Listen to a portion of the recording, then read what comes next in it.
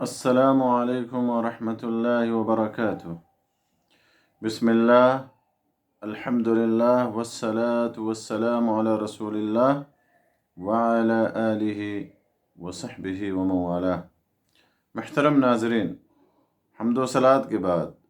آج جو باتیں میں آپ حضرات کے سامنے رکھنا چاہتا ہوں اللہ کی توفیق سے، وہ شرک کے سد باب کے بارے میں۔ میرے دوستو، اس سے پہلے کئی دروس میں آپ کو بتایا جا چکا کہ شرک کتنا بھیانک جرم ہے، شرک کتنا بڑا گناہ ہے، شرک سب سے بڑا ظلم اور پاپ ہے۔ شرک کرنے سے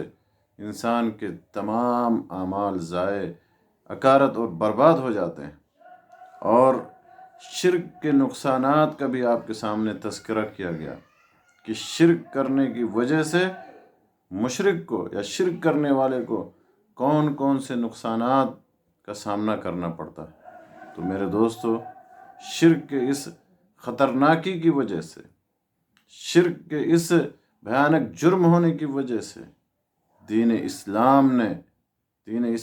نے وہ تمام دروازے بند کر دیے ہیں، دین اسلام نے وہ تمام راہیں بند کر دی ہیں جن کے ذریعے سے شرک تک پہنچا جا سکتا، یا وہ سارے دروازے، وہ تمام دروازے جو شرک تک پہنچا سکتے ہیں، انہیں دین اسلام نے سختی کے ساتھ بند کر دیا ہے۔ اور وہ تمام امور اور وہ تمام معاملات جو شرک کا زینہ بن سکتے ہیں، جن کے ذریعے سے آدمی شرک تک پہنچ سکتا ہے یا شرک میں مبتلا ہو سکتا ہے، اللہ تعالیٰ اور اللہ کے رسول صلی اللہ علیہ وسلم نے ان تمام راستوں سے، ان تمام زینوں سے، ان تمام دروازوں سے منع کر دیا، تاکہ امت مسلمہ شرک سے محفوظ رہے، تاکہ امت کا ہر فرد شرک جیسے بھیانک گناہ سے محفوظ رہے، اور اللہ کے بندے توحید پر، اللہ کی توحید پر قائم اور دائم رہے۔ میرے دوستو، شرک کے انہی وسائل میں سے جن کا سد باب کیا گیا ہے، جنہیں بند کیا گیا، شرک کے ان دروازوں میں سے جن کو بند کیا گیا ہے دین اسلام میں، سب سے پہلا دروازہ، سب سے پہلا وسیلہ شرک تک پہنچنے کا یا شرک میں مبتلا کرنے کا، رسول اللہ صلی اللہ علیہ وسلم کی تعریف میں غلو کرنا، مبالغہ آرائی کرنا۔ لہذا دین اسلام نے رسول اللہ صلی اللہ علیہ وسلم کی مدح سرائی میں، تعریف میں مبالغہ کرنے سے منع فرمایا، خود رسول اللہ صلی اللہ علیہ وسلم نے منع فرمایا۔ صحیح بخاری کی حدیث ہے، اللہ کے نبی صلی اللہ علیہ وسلم نے ارشاد فرمایا، لا تطرونی کما اطرت النصارى ابن مریم فانما انا عبد فقولوا عبد اللہ ورسولہ۔ اللہ کے نبی صلی اللہ علیہ وسلم نے فرمایا کہ میری تعریف میں حد سے تجاوز نہ کرنا، یا مجھے اس طرح سے نہ چڑھاؤ جیسے کہ عیسائیوں نے عیسیٰ ابن مریم کو چڑھایا، یا میری تعریف میں حد سے تجاوز نہ کرو جیسے کہ عیسائیوں نے عیسیٰ ابن مریم کی تعریف میں حد سے تجاوز کیا۔ فَإِنَّمَا أَنَا عَبْدٌ فَقُولُوا عَبْدُ اللَّهِ وَرَسُولُهُ، بے شک میں ایک بندہ ہوں، میں اللہ کا بندہ ہوں، لہذا تم بھی مجھے اللہ کا بندہ اور اس کا رسول ہی کہو، عبد اللہ ورسولہ۔ تو ذرا سوچئے میرے دوستو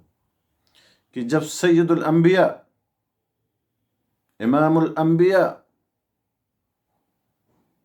حضرت محمد صلی اللہ علیہ وسلم کی تعریف میں مبالغہ آرائی کرنا منع ہے، نبی صلی اللہ علیہ وسلم کی مدح سرائی میں غلو کرنا منع ہے، تو آپ سے کمتر کسی اور انسان کی تعریف میں مبالغہ کرنا، غلو کرنا کیسے جائز ہو سکتا ہے؟ آپ کی تعریف میں مبالغہ کرنا جب منع ہے، تو پھر کسی اور کی تعریف میں مبالغہ کرنا، کسی اور کی مدح سرائی میں زمین اور آسمان کے قلابے ملانا اور پھر اس کے متعلق جھوٹی کرامات بیان کرنا، بلکہ جھوٹے خرافات ذکر کرنا، یہ کیسے جائز ہو سکتا ہے، کیسے درست ہو سکتا ہے؟ میرے دوستو، سوچنے کا مقام ہے، غور کرنے کا مقام ہے کہ جب امام کائنات کی تعریف میں مبالغہ آرائی کرنا، غلو کرنا منع کر دیا گیا، تو پھر ان کے علاوہ کسی اور کی تعریف میں، مدح سرائی میں غلو کرنا، مبالغہ کرنا کیسے جائز اور درست ہو سکتا ہے؟ کیوں اسلام نے اس سے منع کیا ہے؟ کیونکہ کسی کی تعریف میں مبالغہ آرائی کرنا، یہ میرے دوستو شرک جیسے بھیانک گناہ کا سب سے پہلا زینہ ہے، سب سے پہلا دروازہ ہے جسے اسلام نے بند کر دیا۔ کیوں؟ کیونکہ تعریف میں مبالغہ آرائی کی وجہ سے دلوں میں غیر اللہ کی محبت اور تعظیم پیدا ہو جاتی ہے، اللہ کے علاوہ دوسرے کی محبت اور تعظیم پیدا ہو جاتی ہے جب کسی کی تعریف میں مبالغہ آرائی کی جاتی ہے اور پھر وہ محبت اور وہ تعظیم اندھی تقلید کی شکل اختیار کر لیتی ہے، اندھی تقلید کی شکل اختیار کر لیتی ہے، اندھی عقیدت کی شکل اختیار کر لیتی ہے، اور پھر اندھی عقیدت میں انسان غیر اللہ کو حاجت روا سمجھنے لگتا ہے، مشکل کشا سمجھنے لگتا ہے، داتا اور دستگیر سمجھنے لگتا ہے، غوث اعظم سمجھنے لگتا ہے۔ تو میرے دوستو، کسی کی تعریف میں غلو اور مبالغہ آرائی کرنا یہ شرک کا سب سے پہلا زینہ ہے، شرک کی سب سے پہلی سیڑھی ہے، شرک کا سب سے پہلا دروازہ جسے اسلام نے منع کر دیا،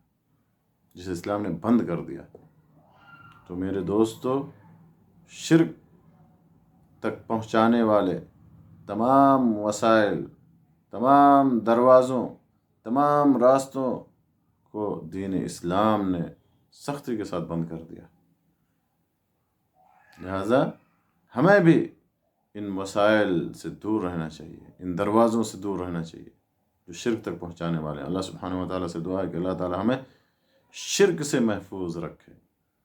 اور توحید پر قائم اور دائم رکھے۔ آمین وآخر دعوانا الحمدللہ رب العالمین، وصلی اللہ علی نبینا محمد وعلی آلہ وصحبہ اجمعین۔